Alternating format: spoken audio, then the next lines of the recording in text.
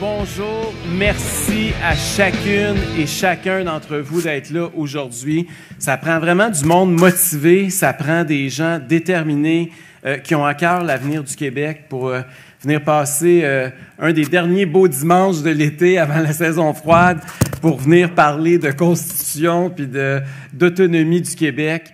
Vous êtes vraiment des modèles extraordinaires. Je vous remercie du fond du cœur pour ce que vous faites, pas juste pour le Parti conservateur du Québec, mais pour l'ensemble des Québécois, parce que je pense que c'est ça qui nous anime tous et toutes. Merci évidemment au comité organisateur, à toutes celles et ceux qui ont travaillé. Je ne veux pas toutes les nommer pour être certain d'oublier personne. À la commission politique, dont vous avez vu Samuel et Karim ici toute la journée. C'est un travail colossal, faire un colloque comme celui-là, parce que c'est pas juste de remplir une salle, c'est pas juste de faire des invitations, c'est toute la recherche, c'est de trouver les bons conférenciers sur les bons thèmes. On en est au 4e colloque de nos 5 colloques en vue du Congrès. Et à chaque fois, je suis toujours étonné de la qualité des débats et des interventions. Et je vous remercie aussi, évidemment, celles et ceux qui sont intervenus là, pour nous entretenir de cette question-là. Karim le dit au début de son intervention plus tôt aujourd'hui. C'est essentiel pour le Parti conservateur du Québec de se positionner sur l'enjeu fondamental qui est l'autonomie. L'enjeu constitutionnel ou l'enjeu de l'appartenance du Québec à la Confédération canadienne a toujours marqué l'histoire politique du Québec. Et contrairement à l'ADQ, qui est un parti dans lequel moi j'ai travaillé, j'ai milité, hein, comme vous le savez, puis certains d'entre vous que je reconnais aussi avec qui j'ai déjà milité dans une autre vie, l'ADQ était née, rappelez-vous, hein, post-Meach, au lendemain du référendum sur Charlottetown, du rapport à l'air. C'est tous des mots qui vous rappellent peut-être quelque chose là, pour celles et ceux qui commencent à avoir des cheveux blancs comme moi. Mais le parti était né d'une division constitutionnelle, un peu comme le Parti québécois aussi, à une autre époque, était né d'une division constitutionnelle. Nous, au Parti conservateur du Québec, ça n'a pas été le cas. Notre ascension au cours des derniers mois, même des 2 dernières années, s'est faite surtout sur la base de notre défense des droits individuels, particulièrement dans une période de crise où le gouvernement a beaucoup voulu s'introduire dans nos vies puis nous brimer de nos droits civiques, qui a mis la démocratie sur pause puis qui a violé nos libertés individuelles comme jamais dans notre histoire. Et c'est dans ce contexte-là qu'on a connu une montée. Notre slogan « Libre chez nous », d'ailleurs, était assez révélateur de l'état d'esprit des troupes, puis de ce qui nous unissait, puis ce qui nous rassemble comme conservateurs. Et ça fait en sorte qu'il y a des côtés positifs, puis il y a des côtés négatifs. Ça fait en sorte que sur l'angle constitutionnel, et encore une fois, Karim en a parlé plus tôt aujourd'hui, vous avez des gens qui sont à peu près sur toutes les pôles. On a des gens qui ont une conviction nationaliste très forte, souverainiste même. On a des gens qui, au contraire, sont des monarchistes avec le portrait de Feu sa reine dans le sous-sol. Il y a des gens de toutes les allégeances constitutionnelles qui se sont mis ensemble parce que pour nous, les libertés fondamentales étaient plus importantes que notre option constitutionnelle à un moment charnière de notre histoire. Et notre défi aujourd'hui, c'est de continuer à avoir ce même esprit-là qui a rassemblé des gens de partout au sein d'un seul et unique parti. Puis on l'a réussi, cette diversité-là, d'une certaine façon. Puis moi, je suis très fier d'avoir été votre chef à ce moment-là, pour cet événement-là. C'est des gens qui me l'ont fait remarquer après l'élection, parce qu'on ne le réalisait même pas pendant qu'on était en train de créer l'équipe de candidates et de candidats, l'équipe des organisateurs, l'équipe dans les comtés, l'équipe partout. Mais on a été l'équipe la plus diversifiée, pas juste au niveau de nos idéologies constitutionnelles, mais aussi au niveau de nos origines, au niveau de notre langue. Historiquement, les fédéralistes, évidemment, les communautés culturelles, les anglophones étaient beaucoup plus du côté des fédéralistes. Du côté des souverainistes, c'était beaucoup plus les francophones de vieille souche, entre guillemets, même si je déteste cette expression-là. Moi, je suis très fier de l'équipe, entre autres, de candidats et de candidates qu'on a eus, qui étaient très diversifiés, puis nos électeurs aussi ont été très diversifiés. Vous devez savoir qu'à la dernière élection, on avait à peu près le même pourcentage de votes, autant chez les francophones de souche que chez les néo-québécois, que chez les anglophones. On a réussi à faire en sorte que ce qui nous a historiquement divisés nous a unis en campagne électorale. Puis moi, c'est ce sentiment-là que je veux recréer. Puis notre équipe elle représentait ce portrait-là. Juste ici, dans la salle, aujourd'hui, là, vous avez eu une Denise Peter, qui était une de nos candidates ici à Québec, qui est née en Afrique du Sud. Vous avez Ange-Claude, que je vois devant moi, qui est un Rwandais d'origine. Vous avez Grace Daou, qui est une Libanaise d'origine. Vous avez, j'en oublie-tu, de d'autres pays. Ça a été je veux dire, l'équipe du Parti conservateur du Québec, elle est venue de partout. Elle venait de 18 pays, en fait. Nos candidats sont nés dans 18 pays différents. Et pour moi, ces gens-là qui sont venus enrichir, évidemment, je n'ai pas parlé de Karim parce qu'il est né ici, mais on comprend ses origines aussi. Moi, je suis très, très fier de cette diversité-là, puis je pense que c'est quelque chose sur lequel on peut tabler, puis on peut essayer d'être un pôle pour rassembler parce qu'on a réussi à le faire, puis il faut continuer à le faire. Et il faut élaborer, évidemment, une position sur la question nationale. En campagne électorale, vous m'avez entendu dire qu'on était autonomiste. Puis je pense qu'on a adopté ça aussi dans cette salle où on se trouve aujourd'hui, il y a presque 3 ans, notre politique autonomiste. Mais il faut aller un peu plus loin. Évidemment, on n'est pas un parti qui est, j'allais dire pays, puis c'est un lapsus intéressant, on n'est pas obsédé par des référendums. Je pense que ça, tout le monde a compris ça, qu'on n'est pas dans l'industrie du référendum. Il y a d'autres partis politiques pour ça. C'est pas au Parti conservateur que vous allez trouver ça. Je pense qu'on est davantage un parti qui est axé sur la bonne entente. Hein? C'est un peu ça, notre marque de commerce. Et il faut pour ça se doter d'un programme politique qui va être complet sur ces questions-là, qui ont tiraillé le Québec depuis beaucoup trop longtemps. On a besoin d'avoir un programme qui est complet, qui touche l'enjeu constitutionnel puis la place du Québec à l'intérieur de la Confédération canadienne. Notre parti, évidemment, je viens de le dire, il n'est pas fédéraliste, il n'est pas souverainiste, il est en faveur de plus d'autonomie, puis il est temps de mettre de la chair autour de l'os autonomiste.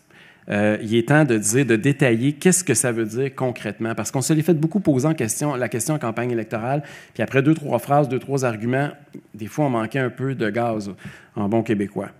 Et on va continuer à le faire. Puis l'autonomie, je veux juste rappeler aussi quelque chose. L'autonomie, là, pour le Parti conservateur du Québec, c'est pas juste constitutionnel, parce qu'on n'est pas obsédé par la question constitutionnelle, contrairement à d'autres formations politiques. Notre autonomie, pour nous, c'est une façon d'être. C'est ce que nous sommes d'abord et avant tout en tant que conservateurs. Puis, je vais le décliner dans un paquet de domaines, mais vous allez voir exactement où on s'en va, puis je pense que l'écrasante majorité ici des gens, vous allez être d'accord avec ça. L'autonomie, pour nous, c'est aussi l'autonomie des patients quand il arrive le temps d'avoir des soins de santé. L'autonomie, c'est celle des parents puis des écoles dans le système d'éducation pour savoir ce qu'ils veulent pour leurs enfants. L'autonomie, c'est aussi de choisir si on veut aller au public ou si on veut aller au privé. L'autonomie, c'est aussi des travailleurs qui sont plus autonomes parce qu'on leur laisse plus d'argent dans leur portefeuille. L'autonomie, c'est aussi l'autonomie énergétique du Québec qui est autosuffisant puis qui est capable de lui-même exploiter ses ressources naturelles, notamment son gaz naturel. L'autonomie, c'est aussi nos régions par rapport à la capitale nationale ou par rapport à la métropole montréalaise. L'autonomie, c'est des nations autochtones plus autonomes à l'intérieur du Québec. L'autonomie, c'est la communauté anglophone qui gère ses propres affaires, notamment ses commissions scolaires. L'autonomie, c'est chacune et chacun d'entre nous qui choisissons, puis là, je sais que ça a été très controversé, mais pour nous autres, c'était des principes fondamentaux. C'était aussi des gens qui choisissent si c'est vont s'injecter dans le corps ou non. C'est aussi l'autonomie de savoir à quelle heure vous allez vouloir, oui ou non, partir votre lave-vaisselle, puis que c'est pas M. Fitzgibbon qui va vous le dire. L'autonomie, c'est aussi les valeurs morales que vous souhaitez inculquer à vos enfants, plutôt que le gouvernement qui veut vous les rentrer dans la gorge avec des drag queens dans les garderies. C'est ça, l'autonomie d'un conservateur. C'est bien au-delà de la question constitutionnelle uniquement. En fait, c'est l'autonomie de chaque Québécois, de chaque famille, d'être libre chez nous. On y revient tout le temps, on n'a pas le choix. Mais c'est aussi et surtout, et c'est pour ça qu'on est ici aujourd'hui, c'est l'autonomie à l'intérieur de la Confédération canadienne. Nous sommes, en tant que conservateurs, des autonomistes, nous sommes le parti de l'autonomie, et moi je suis excessivement fier, je suis convaincu qu'au Congrès, on va le prouver avec des résolutions très claires. Puis, je veux aussi maintenant faire le lien entre autonomie et conservatisme parce qu'il n'est pas toujours évident, puis il y a des gens qui posent des questions par rapport à ça, parce que c'est deux notions qui, quant à moi, s'alignent très bien, qui s'harmonisent dans leur fondement idéologique. Les deux principes qui mettent de l'avant la primauté de la décision individuelle et la réticence envers un contrôle étatique. Hein, par définition, on n'aime pas se faire contrôler, contrairement à ce que les 3 autres ou 4 autres partis font la promotion. On y compte aussi la centralisation, l'omniprésence de l'État dans nos vies. Je pense que ça aussi, c'est des valeurs qui nous sont chères. La fusion entre autonomie et conservatisme, elle peut prendre différentes dimensions, notamment lorsque les décisions sont prises au niveau local, qu'elles sont plus susceptibles de s'aligner sur les pratiques et les valeurs historiques qui sont les nôtres, qui assurent ainsi la perpétuation de nos traditions éprouvées. Le conservatisme, se manifeste aussi souvent par un scepticisme qui, quant à moi, est très sain envers le grand gouvernement et le pouvoir centralisé. Ça s'aligne aussi avec le principe d'autonomie qui privilégie le pouvoir décisionnel des entités qui sont plus petites, qu'il s'agisse des individus, des communautés locales ou même de la province du Québec à l'intérieur de la Confédération canadienne. Le conservatisme, évidemment, valorise les droits des individus en ce qui concerne nos droits de propriété, nos libertés individuelles, je l'ai dit. Lorsque les personnes jouissent d'une plus grande autonomie, bien, elles ont un meilleur contrôle sur leur vie, sur leurs choix, sur leurs ressources. Et ça aussi, c'est évidemment des valeurs conservatrices. Puis, ce qui nous différencie aussi des autres, puis ça va être vrai même sur l'aspect constitutionnel, sur l'aspect de l'immigration, sur toutes les questions d'identité, même de langue, il y a une part de responsabilité individuelle là-dedans. Contrairement aux autres gouvernements, on n'arrive pas avec un plan pour dire voici comment le gouvernement va gérer la croissance ou le déclin du français au Québec, ou comment on va gérer. On redonne aussi à l'individu une grande part de responsabilité. On a tous et toutes une responsabilité à promouvoir et à préserver notre langue française. On a tous et toutes une responsabilité à décider si démographiquement on va faire des enfants ou non. Ce n'est pas au gouvernement à décider comment on va maîtriser notre langue puis combien d'enfants on va avoir.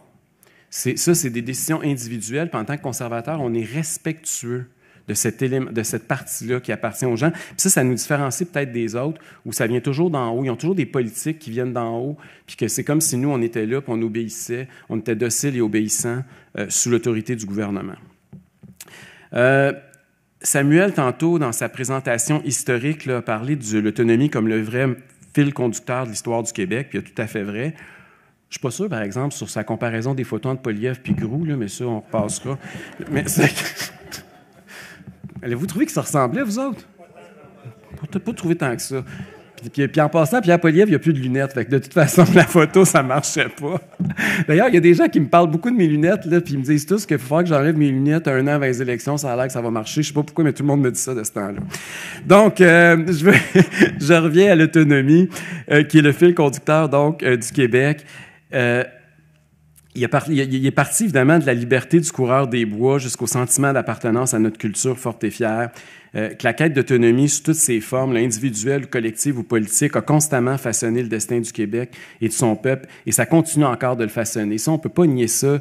La quête d'autonomie est intrinsèquement liée à l'histoire du Québec en territoire d'Amérique. Puis le désir d'autonomie chez les Québécois, bien, c'est son histoire. C'est une lutte constante pour la préservation, l'expression, le contrôle de son identité qui est distincte, puis de sa langue unique, évidemment, en Amérique. Le désir d'autonomie, il s'est reflété dans notre histoire, mais aussi dans le Québec d'aujourd'hui. Les Québécois sont peut-être divisés sur la question de l'indépendance ou du fédéralisme centralisateur à la Justin Trudeau. Mais il y a une chose qui est claire, c'est que peu importe nos origines, peu importe nos régions, peu importe notre âge, on n'est pas divisé sur le fait que le Québec doit être fort et autonome. Je pense que ça, c'est le fil conducteur qui nous unit. Puis d'ailleurs, je veux vous parler d'un sondage de l'Institut de recherche sur l'autodétermination des peuples et les indépendances nationales. Les chiffres sont absolument révélateurs. D'abord, ils ont posé la question sur le rapatriement de tous les pouvoirs en matière d'immigration. Là, évidemment, j'ai vu que Jonathan Poulin, tantôt, parlait de la régionalisation de l'immigration. Je pense qu'on aurait des chiffres encore plus importants si on avait été jusqu'au niveau des régions. Mais je pense que c'est Philippe qui l'a dit tantôt. Les Québécois sont favorables à ce que le Québec soit maître d'œuvre en matière d'immigration. Puis en fait, le sondage démontre qu'effectivement, plus de 60% des Québécois sont favorables à ce que le Québec ait tous les pouvoirs en matière d'immigration. Il y a un petit peu plus de Québécois, même 61%, qui, eux, sont en faveur, par exemple, qu'on ait un seul et unique rapport d'impôt, un rapport d'impôt unique qui est sous l'égide du ministère du Revenu du Québec, un peu comme c'est déjà le cas pour la TPS-TVQ. Présentement, c'est déjà le gouvernement du Québec qui collecte toutes les taxes sur notre territoire puis qui envoie un chèque à Ottawa, alors que partout ailleurs au Canada, c'est le contraire qui s'opère. Donc, au Québec, en raison de notre différence, de notre caractère distinct, c'est exactement l'inverse qui se produit. Ensuite de ça, 77 %, ça c'est encore plus élevé, des Québécois sont favorables pour le secteur de la promotion de la culture et du patrimoine québécois. 73 % pour la protection de la langue française.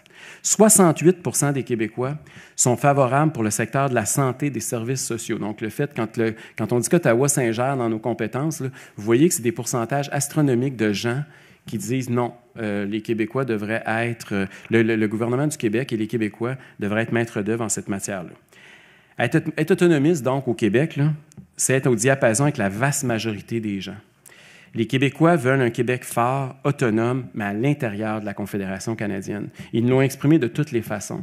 Et malheureusement, les deux options qui s'offrent à nous depuis des décennies, c'est d'un côté des libéraux qui veulent encore plus centraliser à Ottawa, puis de l'autre côté des séparatistes qui veulent un siège à l'ONU. On a toujours été pris dans cette division-là, alors que les Québécois ont quand même une position qui est relativement claire, mais avec une offre politique, malheureusement, qui a été absente pendant trop longtemps. Donc, être autonomiste aujourd'hui, mais pour nous, ça va être de rallier les compatriotes québécois de toutes les langues, de toutes les origines, de toutes les provenances, pour les rassembler. Et à ce niveau-là, je veux remercier Bob qui est venu ici aujourd'hui nous parler de l'équipe nationale. Parce que quand on parle de rassembler les gens, la politique, c'est vrai que ça ne rassemble pas tout le temps. Des fois, ça divise même beaucoup. Ça a beaucoup divisé la façon dont ça a été géré ces dernières années au Québec. Mais c'est vrai que le sport, c'est quelque chose qui est rassembleur. Puis j'adore l'idée d'avoir une équipe nationale pour le Québec. Ça aussi, ça permettrait à tous les Québécois, peu importe d'où vous venez, peu importe le sport que vous pratiquez, de s'identifier d'abord et avant tout au Québec. Ça permettrait à davantage d'athlètes. On est le parti du sport, après tout, Parti conservateur du Québec. On l'a prouvé lors de la dernière campagne électorale. Ça permettrait aussi d'avoir davantage d'athlètes qui peuvent compétitionner à des hauts niveaux. Donc, merci Bob pour la contribution à ce niveau-là. Je pense que c'était une conférence qui était importante et intéressante aujourd'hui, qui ajoute à quelque chose qui était déjà en passant dans notre programme lors de la dernière élection. Merci.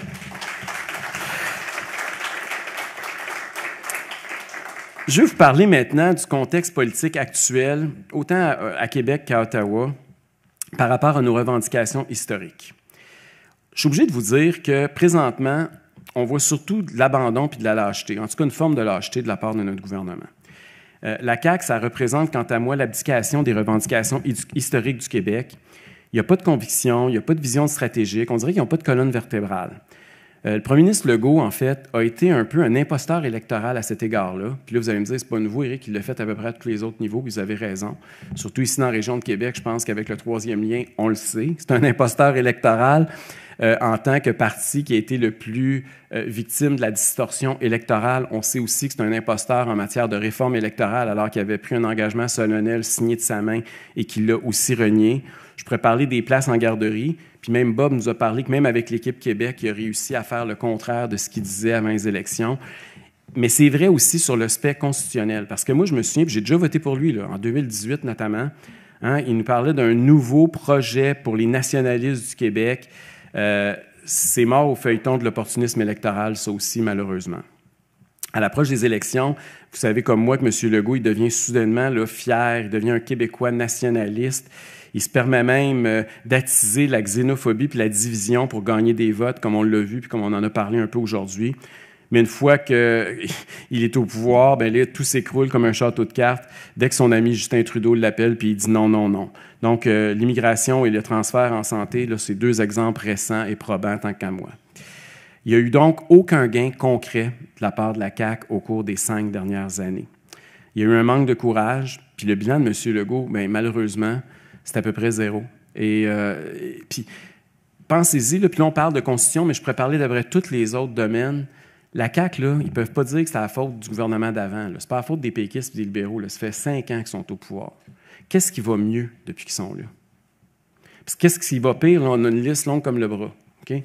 Mais puis c'est pas nouveau. Là. On le voit à tous les jours. On a l'impression que le modèle est en train de s'effriter puis s'affaiblir de jour en jour sous leur leadership. On n'a jamais été aussi endettés comme Québécois qu'on l'est aujourd'hui. Notre système de santé n'a jamais été dans le chenoute autant qu'il l'est présentement. Les écoles n'ont jamais été aussi bordéliques qu'elles le sont. On n'a jamais vu des rentrées scolaires aussi catastrophiques que ce qu'on a vu dans les derniers jours. On n'est même plus capable d'émettre un permis de conduire sans que ça cause des problèmes monstres. Je veux dire, on construit des maisons des aînés, mais on n'a pas de monde pour offrir les services, puis ça nous coûte 1 million de la porte, de la chambre. Je veux dire, tout est en train de comme s'écrouler. Et on a un gouvernement qui se pète les bretelles, qui est très bon en communication, mais malheureusement, quand on juge aux résultats, autant au niveau constitutionnel que sur à peu près tous les autres aspects de la vie collective des Québécois, on est obligé de dire que le gouvernement Legault, c'est un désastre, son bilan. Ça, je pense que ça fait consensus. Tout le monde le voit de plus en plus à tous les jours. Fait que le continuons, là, la dernière chose qu'il faut faire, c'est de continuons. Il va falloir un moment donné qu'on dise « Wow, les moteurs, c'est assez. » Et c'est un peu pour ça qu'on est en train de construire l'alternative pour prendre le relais. Je veux parler un peu des autres partis politiques parce que c'est important aussi de se différencier des trois autres formations dans l'opposition. D'abord, le PQ puis le Québec solidaire, ils associent souvent l'État-providence au Québec. En fait, quand tu veux plus d'État, tu es québécois, puis quand tu veux moins d'État, il y a comme quelque chose qui est antinationaliste. Je veux juste rappeler à ces gens-là que le Québec existait bien avant l'obésité de l'État actuel. Puis que le Québec, il va se porter beaucoup mieux, puis il va être beaucoup plus fort après une cure d'amaigrissement de la taille de l'État québécois. C'est important de nous différencier de eux, là, parce que leur modèle, c'est ce qui ne fonctionne pas. Non seulement ils encouragent la CAQ, mais ils veulent aller encore plus loin. Et ça, c'est une grande différence par rapport à nous. Le Parti québécois aussi, qui est toujours évidemment obsédé par la souveraineté et un référendum, même si ces jours-ci, dans Jean Talon, ils n'en parlent pas beaucoup avant l'élection, ils ne veulent pas trop brasser la soupe, ils ne veulent pas trop rappeler ça aux électeurs de la circonscription où on se trouve présentement. Ils attendent d'ailleurs, ils ne veulent pas présenter leur budget de l'an 1. Ils étaient supposés présenter ces jours-ci le budget de l'an 1 du Québec souverain. Il y a deux possibilités pourquoi ils ne le présentent pas. Un, c'est parce qu'ils ont peur d'en parler avant les élections. C'est comme François Legault avec son troisième lien. Il attendait après les élections pour nous présenter les études pour essayer de le torpiller. Ou c'est aussi peut-être parce qu'il manque 12 ou 13 milliards dans le budget, parce que malheureusement, le Québec est de plus en plus dépendant de l'argent du reste du Canada puis de la péréquation. 5 à 6 % de l'ensemble du budget québécois, là, ça ne se trouve pas en un tournement puis en un claquement de doigts. Donc, aujourd'hui, je pense que c'est important de dire à Paul Saint-Pierre Plamondon qu'il devrait être honnête avec les Québécois. Parce que là, on s'en va dans une élection dans quelques jours. Il ne veut pas nous dire son plan. Il a poussé après l'élection. Il accuse le premier ministre du Québec, à juste titre, de manquer de transparence, notamment sur la question du tramway ici à Québec. Mais lui-même manque de transparence élémentaire par rapport au budget de l'an 1 de son Québec souverain. Finalement, mais je ne veux pas en parler très longtemps parce que chez les francophones, ce n'est pas un facteur très important, mais il reste que le Parti libéral du Québec est devenu le symbole, je pense, de l'abandon total d'une quelconque revendication historique du Québec. Ils sont à des années-lumière de l'autonomie. Puis c'est un parti qui, historiquement, vous l'avez vu tantôt dans la présentation de Samuel, là, que ce soit avec Mercier, même avec Jean Lesage, ça a été un parti qui a été très important dans l'histoire de l'autonomisme au Québec. Puis aujourd'hui, ce n'est même plus l'ombre de ce que ça a déjà été comme formation politique. Donc, ce contexte politique-là, qu'est-ce que ça représente? Bien, ça représente pour nous une occasion extraordinaire en tant que conservateurs. On peut s'affirmer avec conviction pour nos appartenances, notre tradition à l'autonomie du Québec. Et je pense qu'il y a un espace politique immense qui nous attend, puis il faut l'occuper, cet espace-là. Le parti qui peut devenir l'héritier de l'approche autonomiste au Québec avec une défense énergique et cohérente des revendications historiques et constitutionnelles du Québec, mais vous l'avez ici dans la salle, c'est le Parti conservateur du Québec. Puis,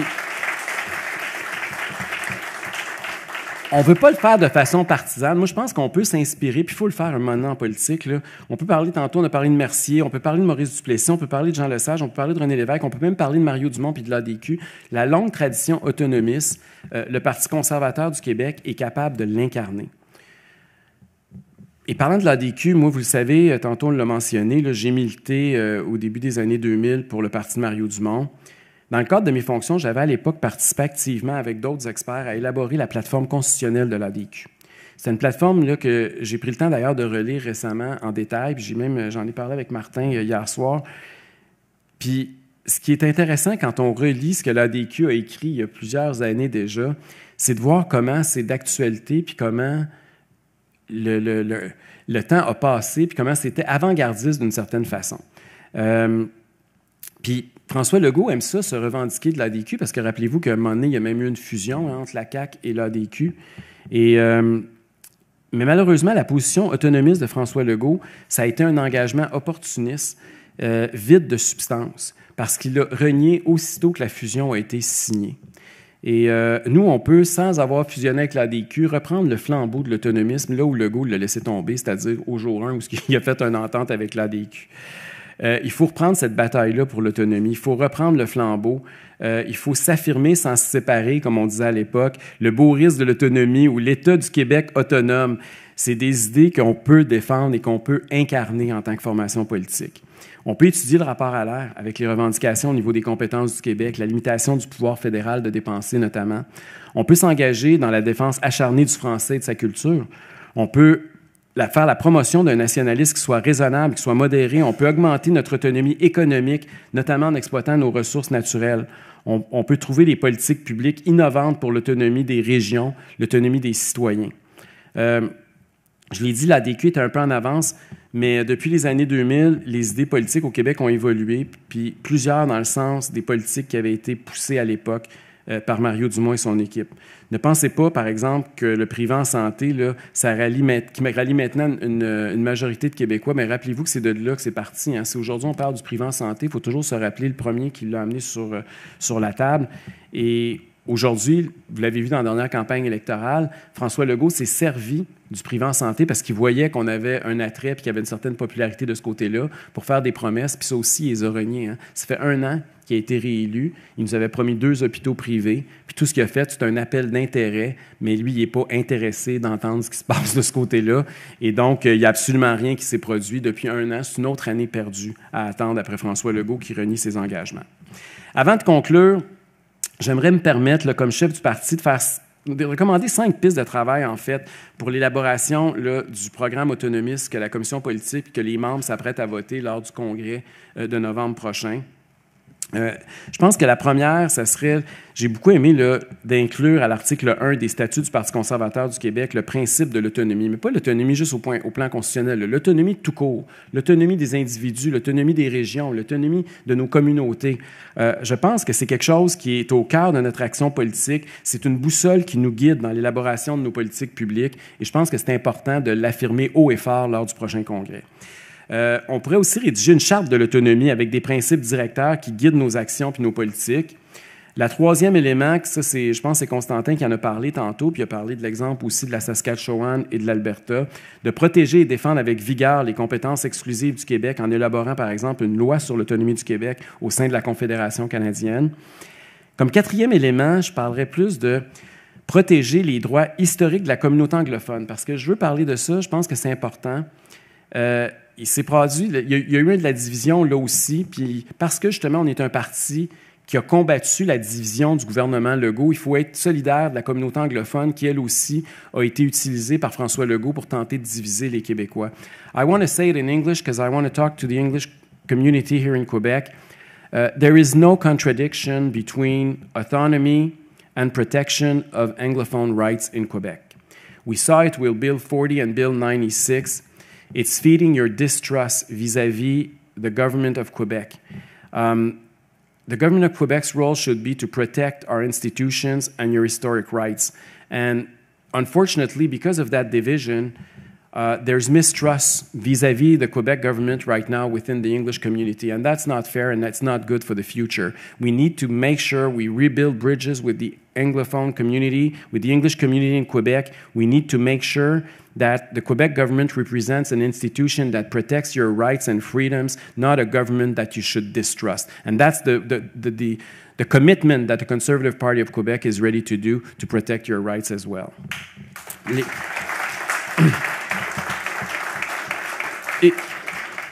Et finalement, je veux parler évidemment de la politique en immigration. Il va falloir qu'on ait une politique en immigration qui soit plus détaillée, je pense, qui soit plus ambitieuse.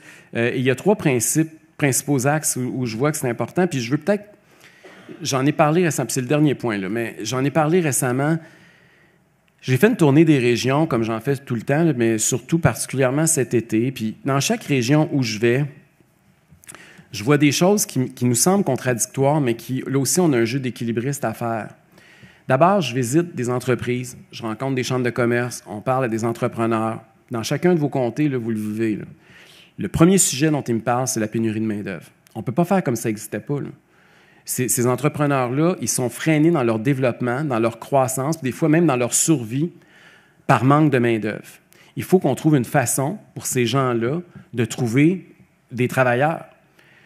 Ils me demandent tous qu'est-ce qu'ils peuvent faire pour accélérer l'arrivée de travailleurs étrangers. C'est à peu près, je vous dirais 80-90% des demandes qui me viennent des entrepreneurs quand je les rencontre, ça concerne ces enjeux-là. Puis tous les candidats qui ont été ici avec qui j'ai visité des usines, là, vous pouvez témoigner que c'est à peu près ça partout à grandeur du Québec. Il n'y a pas une région plus qu'un autre en passant. D'un autre côté, je rencontre monsieur et madame tout le monde qui me parle notamment de la crise du logement, qui m'explique comment ils sont préoccupés, comment ils voient le prix des logements augmenter, puis comment ils voient l'arrivée des immigrants, même des fois, comme une certaine menace pour leur propre emploi, parce que c'est souvent des gens qui ont des emplois un peu plus précaires, qui ont des revenus un peu plus faibles, qui se disent qu'ils ne vont pas au privé quand il y a en matière de santé, que les écoles, souvent, ils voient les nouveaux arrivants arriver dans leurs écoles, puis ça fait baisser un peu le niveau parce que les enfants, ils ne sont pas au niveau du français, parce qu'il y a toutes sortes de services publics que ces gens-là consomment, puis ils voient l'immigrant arriver, puis ils ont l'impression que ça les appauvrit. Puis c'est une préoccupation réelle. Puis ça serait injuste de penser que ces gens-là, ils sont intolérants ou ils sont racistes. Ils sont aussi tolérants, puis le Québec, là, on est une terre d'accueil puis une terre de tolérance. Là. Si on est quelque chose dont on peut être fier pour vrai, là, je pense que c'est ça. On l'a toujours été à plusieurs égards. Puis moi, en tant que gay, je peux en témoigner. Mais cela étant dit, ces gens-là, ils se sentent insécurisés, surtout quand il y a une crise économique comme celle qui est en train de nous frapper présentement. Et ces gens-là, moi, j'accepte pas qu'on les traite de racistes ou d'intolérants. Ces gens-là, ils ont des préoccupations, puis il faut répondre à ces préoccupations-là. Puis la préoccupation du logement n'est pas insignifiante. Si vous pensez qu'on a eu une crise du logement au cours des derniers mois, attendez dans 3, 4, 5 ans. Quand je vois des jeunes qui me disent qu'ils ne pourront jamais s'acheter une maison, moi, ça m'indigne, puis ça me préoccupe énormément. C'est pas normal qu'une génération au complet n'aura plus accès à la propriété. Ils ont des revendications qui sont tout à fait légitimes. Et il faut trouver une façon de concilier la volonté d'avoir des nouveaux arrivants pour remplir les emplois qui, effectivement, sont vacants à l'heure actuelle, tout en s'assurant qu'on construit suffisamment de logements, tout en s'assurant que c'est encore faisable pour un jeune couple de pouvoir rêver de s'acheter une maison puis d'élever sa petite famille paisiblement. Il faut qu'on soit capable de concilier ça. Puis il faut qu'on le fasse dans le respect. C'est pas en traitant les autres de tous les noms. On l'a vu comment on en a été victime nous-mêmes. Là, on le sait, c'est quoi se faire traiter de tous les noms, là? Il faut éviter ça. Il faut le faire dans le respect, mais il faut qu'on conjugue ça. Puis il va falloir qu'au Congrès, on trouve une façon. Ça va être le jeu d'équilibriste de notre ami Karim et de la commission politique, de faire en sorte qu'on puisse accueillir à bras ouverts des nouveaux immigrants puis des travailleurs qui viennent continuer le rêve québécois en français si c'est le plus possible, tout en s'assurant que les gens qui ont des préoccupations puis les problèmes qui en découlent, les effets pervers, en fait, d'une immigration trop importante, comment on peut faire en sorte d'atténuer ces impacts-là. Je veux terminer mon allocution, évidemment, en vous parlant un peu du contexte politique aussi au Canada, parce que, vous le savez, j'ai assisté la fin de semaine dernière, il y a une semaine très exactement, au congrès du Parti conservateur du Canada, à quelques pas d'ici, au Centre des congrès de Québec. Vous savez aussi que Pierre Poilievre, le chef du Parti conservateur du Canada, et j'espère prochain premier ministre du Canada, c'est un ami personnel de très longue date. Si la tendance se maintient, effectivement, on est en route pour une victoire conservatrice sur la scène fédérale d'ici entre maintenant et 2025. Mais une chose est sûre, c'est qu'il va y avoir des élections fédérales avant les élections du Québec. Ça, c'est assuré parce qu'on a des élections à date fixe au Québec. C'est un gouvernement minoritaire à Ottawa qui a même été élu avant le gouvernement du Québec. Et on pourrait se retrouver lors de la prochaine campagne électorale, c'est ça que je veux vous faire voir un peu, avec des premiers ministres provinciaux conservateurs, certains donc, que je connais aussi très bien, qui ont des revendications très autonomistes, qui sont presque similaires aux nôtres. Évidemment, qui ne sont pas sur l'angle culturel ou linguistique, mais qui peuvent être sur le plan même énergétique, comme on le voit avec l'Alberta présentement. Mais les conservateurs, par définition, philosophiquement, pas juste au Québec, à grandeur du Canada, c'est des gens qui ont toujours été plus décentralisateurs que les libéraux, que le NPD. Ça, c'est clair, c'est indéniable. Puis au Québec, il va falloir qu'on explique ça aux Québécois. Parce que plus on va voter pour le Bloc québécois, plus on va empêcher d'avoir des Québécois de faire entendre la voix autonomiste du Québec à l'intérieur du gouvernement conservateur à Ottawa. Il va falloir que ça soit clair comme ça. Il va falloir expliquer à nos collègues qu'on ne peut pas continuer à voter pour du monde dans les estrades qui vont diminuer le poids du Québec puis le discours autonomiste à l'intérieur du prochain gouvernement du Canada. Si on veut avoir des politiques plus autonomistes, bien, il faut être autour de la table où les décisions en faveur de l'autonomie du Québec vont se prendre à Ottawa. Et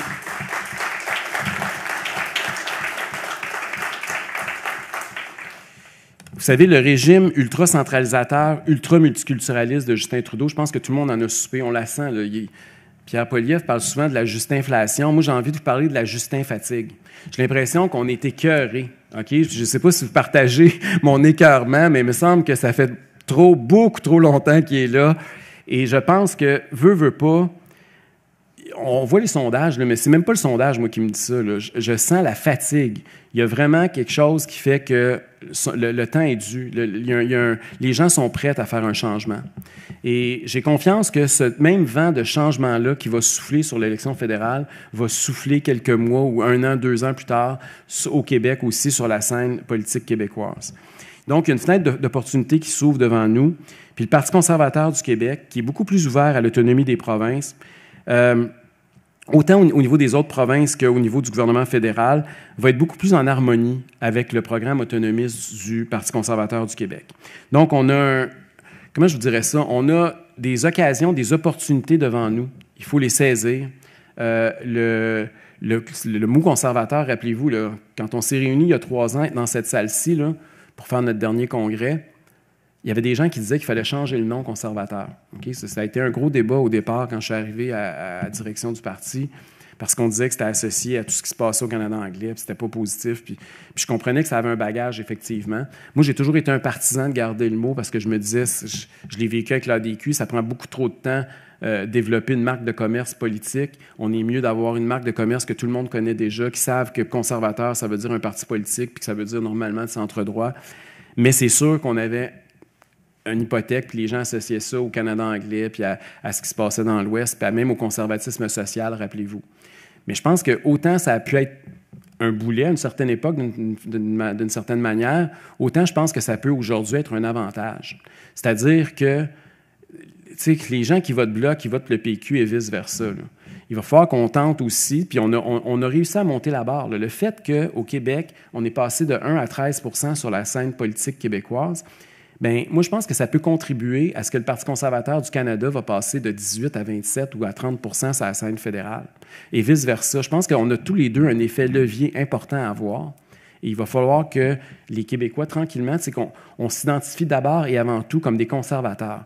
Parce que contrairement à partout ailleurs au Canada, notre identité politique en tant que Québécois, c'est notre loyauté puis notre fidélité à notre parti politique qui est représenté à l'Assemblée nationale, pas à la Chambre des communes à Ottawa. Puis plus on va avoir un parti conservateur québécois, francophone, fort, plus on va pouvoir aider nos cousins à Ottawa. Donc ça, je pense que c'est un élément important. En conclusion, donc, je vous remercie de continuer à participer à élaborer notre prochain programme autonomiste. Je pense que c'est essentiel pour l'avenir du Québec. C'est un programme que je vais défendre avec énergie, avec courage, avec la force de conviction que vous me connaissez, dans la lignée des grands courants autonomistes au Québec. Et je veux que le Parti conservateur redevienne l'héritier et le seul parti autonomiste au Québec. Merci beaucoup tout le monde. Merci pour une belle journée.